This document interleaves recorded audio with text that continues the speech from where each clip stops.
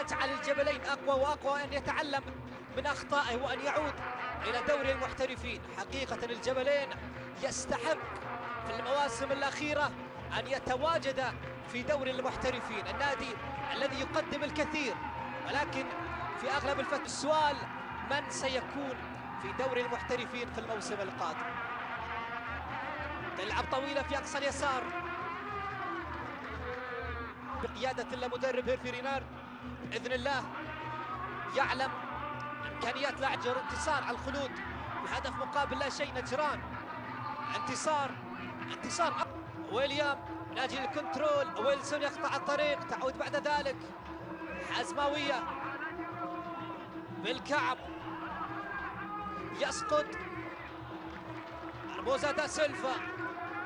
تعود بعد ذلك الإحصائيات، الاستحواذ 70-30 للحازم، التسديدات تسديدة وحيدة حزماوي، يعني ذلك بأن التنافس سيكون والمواجهات المباشرة والأهداف لها تأثيرها بكل تأكيد في الدوري. تلعب طويلة في أقصى اليمين، لمسة رائعة أو باقي المهاجمين أن يكسر الرقم. أتكلم عن أبلاي لأنه الآن يملك في رصيده 15 هل ممتاز جدا، اعتمد على الهجمات المعاكسة بشكل مثالي.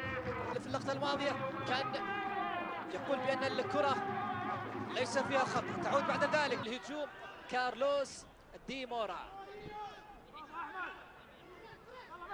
1-0 بتمريرة رائعة جدا. بندر العنزي أو عند راضي العتيبي، تغيير الاتجاه خطيرة جدا بلمسة، يا الله. في الإعادة كل شيء سيكون واضح.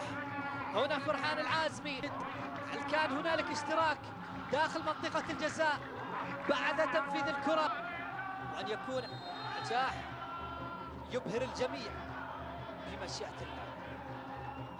كما نتمنى كذلك تقديم أداء رائع ومشرف بحول الله.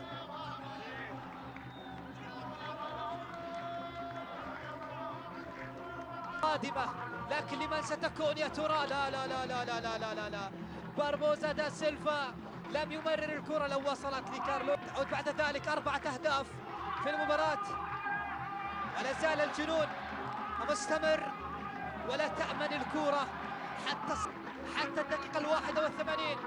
تلعب طويلة جدا، حزماوية بالراس لكنها سهلة، وأبي طاق